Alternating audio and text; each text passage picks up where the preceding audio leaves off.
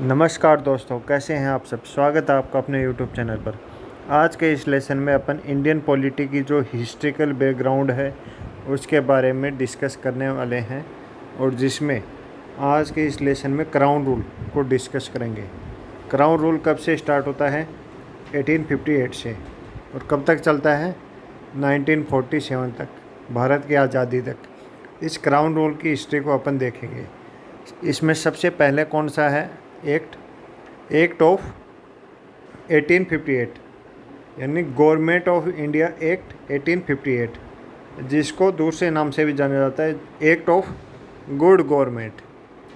यानी 1858 का जो एक्ट है उसके दो नाम हैं, गवर्नमेंट ऑफ इंडिया एक्ट और एक्ट ऑफ गुड गवर्नमेंट। अब इसमें क्या इम्पोर्टेंट चीज़ें हैं? पूरे के पूरे पावर्स जो हैं भारत के, वो क्राउन के हाथ में चल गए। यानी जो ईस्ट इंडिया कंपनी जो शासन चला रही थी, वो उस शासन का एंड हो गया और ब्रिटिश ईस्ट इंडिया कंपनी को पूरी तरीके से नष्ट कर दिया गया, और पूरा का पूरा जो पावर क्राउन के पास चला गया। Ended the system of double government. Double government मतलब जो ईस्ट इंडिया कंपनी का जो डबल गवर्नमेंट का सिद्धांत था, जो पिट्स इंडिया एक्ट में आया था। कौन सा? BOC, बोर्ड ऑफ कंट्रोल, और COD, कोर्ट ऑफ डायरेक्टर्स। ये जो सिद्धांत थे डबल गवर्नमेंट का, वो पूरा का पूरा कोलैप्स हो गया, उसको रद्द कर दिया गया। क्यों? क्योंकि ब्रिटिश ईस्ट इंडिया कंपनी नहीं रही, तो इस एक्ट का क्या फ़ायदा। अब इसके बाद में एक नया पोस्ट क्रिएट की गई। कौन सी? Secretary of the state. Secretary of the state कौन था? वो था ब्रिटेन की कैबिनेट का एक कोई मिनिस्टर था, member of the British cabinet. और भारत के लिए जो अफेयर है वो ये देखेगा, secretary of the states for India. अब जो ब्रिटेन में, जो भारत में गवर्नर जनरल था, उसका नाम बदलकर क्या कर दिया गया था? वॉइसरॉय। वॉइसरॉय कौन बना था सबसे पहला? उसका नाम था कैनिंग। कैनिंग सर्वप्रथम वॉइसरॉय बना था। अब वॉइसरॉय किसको रिपोर्ट करता था? जो भारत के जो भी अफेयर्स थे, वो सबसे पहले वो रिपोर्ट करता था सेक्रेटरी ऑफ द स्टेट को। यानी जो ब्रिटेन में एक मंत्री बैठा था उसको रिपोर्ट करता था, और जो सेक्रेटरी था वो रिपोर्ट करता था पार्लियामेंट को, और पार्लियामेंट रिपोर्ट करती थी क्राउन को। ये सिस्टम चलता था। और जो सेक्रेटरी ऑफ द स्टेट था, उसको असिस्ट करने के लिए 15 मेंबर काउंसिल बनाई गई थी, एडवाइजरी बॉडी।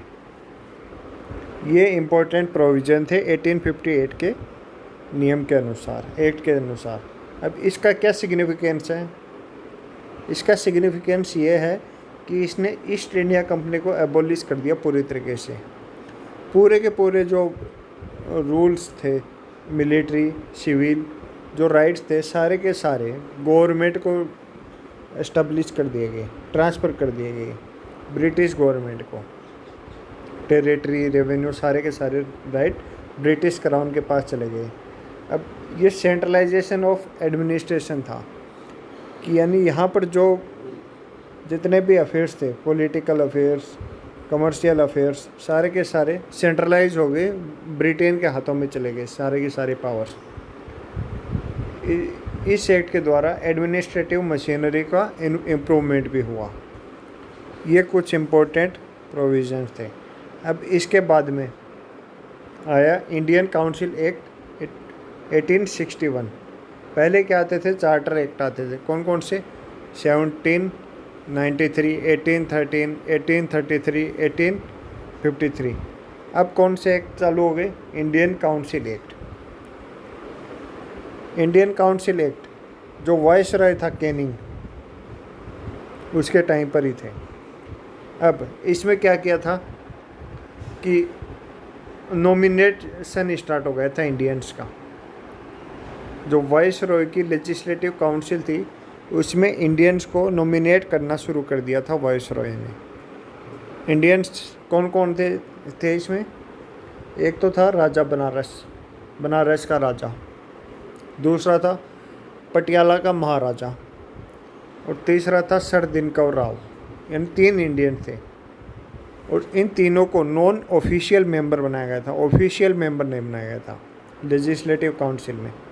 यानी नॉन ऑफिशियल के पास पावर कम होती है और मेजॉरिटी में भी ये नहीं थे, क्योंकि मेजॉरिटी मेंटेन रखी गई थी इसमें कि मेजॉरिटी इंडियंस की ना हो, ये मेजॉरिटी मेंटेन रखी गई थी।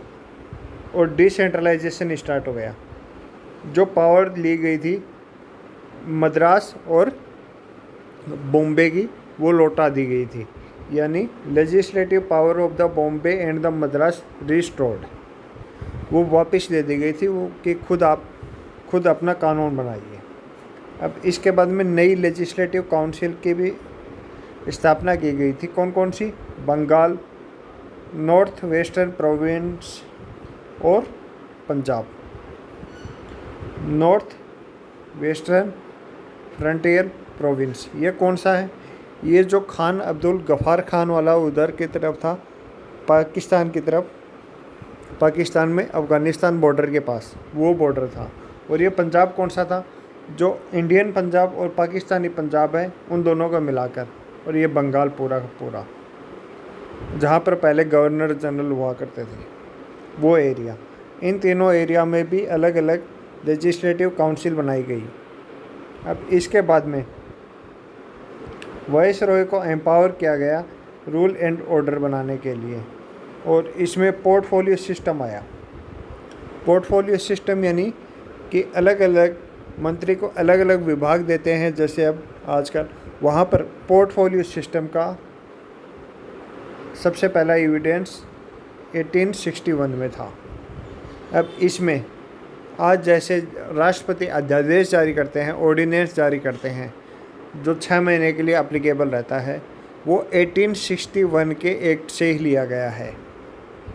यानी इसमें वाइसरॉय को ऑर्डिनेंस पावर दी गई थी without the concurrence of the legislative council, और ये 6 महीने के लिए अप्लीकेबल था। 6 महीने में लेजिस्लेटिव काउंसिल का अप्रूवल ज़रूरी था। अब इसके बाद में इसकी क्या सिग्निफिकेंस है? एक तो पोर्टफोलियो सिस्टम, डिसेंट्रलाइजेशन। डिसेंट्रलाइजेशन कैसे? 1858 में जो सेंट्रलाइजेशन हुआ था और जो पहले 1833 में हुआ था, गवर्नर जनरल ऑफ इंडिया बना था कौन? बेंटिक। पूरा का पूरा सेंट्रलाइज कर लिया था। अब इसमें क्या हुआ? डिसेंट्रलाइजेशन स्टार्ट हो गया कि जैसे अलग अलग प्रोविंस में लेजिस्लेटिव काउंसिल बनानी शुरू कर दी थी अंग्रेज़ों ने। अब और इसके बाद में पावर ऑफ ऑर्डिनेंस यानी अध्यादेश जारी करने की शक्ति, ये भी इसमें हुई। अब इसके बाद में 1861 के एक्ट के बाद में एक एक्ट 1892 का एक्ट। अब इस एक्ट में क्या हुआ? इस एक्ट में जो पहले 3 मेंबर थे लेजिस्लेटिव काउंसिल में इंडियन नॉन ऑफिशियल्स, अब उनकी संख्या बढ़ाई गई। किस हिसाब से बढ़ाई गई?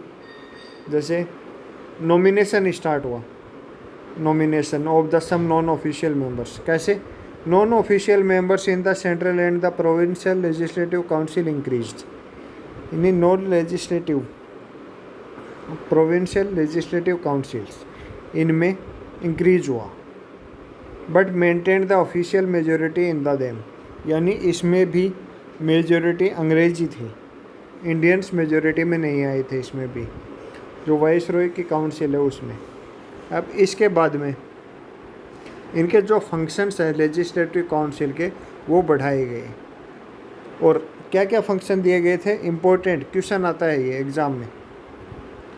डिस्कस द बजट, यानी जो लेजिस्लेटिव काउंसिल के जो मेंबर थे वो बजट पर डिस्कशन कर सकते थे इस एक्ट के द्वारा। और दूसरा क्या आया? Addressing question to the executive, यानी जो अथॉरिटी थी उनसे सवाल पूछ सकते थे ये इस एक्ट के द्वारा। और इसमें नॉन ऑफिशियल मेंबर्स इंक्लूड किए गए। नॉन ऑफिशियल मेंबर्स कैसे? जो सेंट्रल लेजिस्लेटिव काउंसिल थी, जो वाइसरॉय की काउंसिल थी, उसमें कौन कौन नॉमिनेट हो सकता था? वाइसरॉय नॉमिनेट करता था। रिकमेंडेशन कौन देता था? जैसे आज रिकमेंडेशन कौन देता है? प्राइम मिनिस्टर को नहीं, प्रेसिडेंट को कैबिनेट देती है।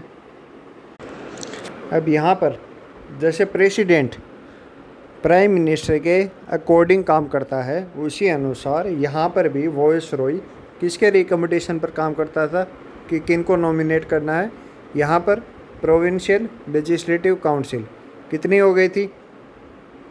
जैसे बंगाल में हो गई थी, मद्रास में हो गई थी, और नॉर्थ वेस्ट फ्रंटियर प्रोविंस में हो गई थी, पंजाब में हो गई थी। ऐसे ऐसे जो लेजिस्लेटिव काउंसिल थी प्रोविंशियल, उनके रिकमेंडेशन, और बंगाल चैम्बर ऑफ कॉमर्स, इनके रिकमेंडेशन के अनुसार वाइसरॉय काम करता था और उन्हीं को नॉमिनेट करता था। और दूसरा क्या, जो प्रोविंस में थे जैसे बंगाल में, पंजाब में, उनमें कौन कौन रिकमेंड करता था? उनमें करता थे गवर्नर अपॉइंट करता था उनमें, ये बात याद रखना। कौन कौन रिकमेंड करता था? District boards, municipalities, universities, trade associations, zamindars, chambers, ये रिकमेंड करते थे। ये कैसा है? जैसे सेंट्रल लेजिस्लेटिव काउंसिल में अपॉइंट होता था, वो तो सेम ऐसा है जैसे आज राज्यसभा में 12 मेंबर अपॉइंट होते हैं। और प्रोविंशियल लेजिस्लेटिव काउंसिल ये क्या है? ये इसमें भी नॉमिनेशन है अलग अलग। ये सेम है जैसे आज कई राज्यों में विधान परिषद हैं, एमएलसी, उनमें जो अपॉइंट होते हैं, उन नॉमिनेट होते हैं, वही मेथड है। अब इस एक्ट का सिग्निफिकेंस क्या है? इस एक्ट का सिग्निफिकेंस ये है, रिप्रेजेंटेटिव गवर्नमेंट ऑफ इंडिया का स्टार्टिंग हो गई थी इसमें। अब इसमें limited and the indirect provision of the use of the election, यानी इनडायरेक्ट इलेक्शन हो रहा था, यानी नॉमिनेट तो हो रहे थे, रिकमेंड कर रहे थे, किसी आदमी को तो नॉमिनेट कर रहे थे, किसी बेसिस पर ही तो कर रहे थे। तो वो क्या हुआ? इनडायरेक्ट इलेक्शन का ही तो प्रोविज़न हुआ था, डायरेक्ट इलेक्ट तो हुए नहीं थे। अब some of the non official seats both in the central and the provincial council भी वहाँ पर बढ़ाई गई थी इस काउंसिल एक्ट के द्वारा। अब इसके बाद में अगला आता है काउंसिल एक्ट 1909। अब ये 1909 का जो काउंसिल एक्ट आया था, इंडियन काउंसिल एक्ट, अब ये कब आया था? ये बंगाल विभाजन के बाद में आया था। बंगाल विभाजन किस बेसिस पर किया था अंग्रेज़ों ने? अंग्रेज़ों की तरफ से तो यह था कि एडमिनिस्ट्रेटिव ईज के लिए किया, लेकिन कम्युनल बेसिस पर उन्होंने डिवाइड एंड रूल किया था। अब इसमें क्या किया था उन्होंने, अंग्रेज़ों ने किया, एक तो लेजिस्लेटिव काउंसिल थी, उसमें साइज़ बढ़ा दिया था। जैसे 60 मेंबर की काउंसिल बनाई गई थी, सेंटर और प्रोविंस में दोनों में बढ़ा दी गई थी। सेंटर में 60 मेंबर थे। अब इसमें क्या हुआ, ऑफिशियल मेजॉरिटी थी जो 1861 और 1891 में जो मेंटेन की गई थी कि लेजिस्लेटिव काउंसिल में इंडियन ज़्यादा नहीं होंगे, उसको यहाँ पर भी कंटिन्यू रखा गया है, लेकिन कहाँ पर? सेंट्रल लेजिस्लेटिव काउंसिल में। अब प्रोविंस में जो मेजॉरिटी होती थी अंग्रेज़ों की, वो हो भी सकती थी और नहीं भी। Allowed majority in the provincial legislative councils, यानी यहाँ पर अलाउ किया था। और यहाँ पर क्या किया गया था? Enlarge the deliberate functions of the legislative councils, यानी जो लेजिस्लेटिव काउंसिल के फंक्शंस थे सेंटर और स्टेट लेवल पर, उन दोनों को क्या किया गया था? एनलार्ज, बढ़ाया गया था। अब इसमें क्या हुआ था, इंडियन भी शामिल किए गए थे जो ऑफिशियल मेंबर थे। पहले नॉन ऑफिशियल मेंबर थे, इसमें ऑफिशियल मेंबर में भी काउंट किए गए थे। अब इसमें सबसे पहला कौन था इंडियन शामिल होने वाला? वाइसरॉय की लेजिस्लेटिव काउंसिल में शामिल होने वाला व्यक्ति, ये एग्ज़ाम में आता है, Satyendra Prasad Sinha become first member.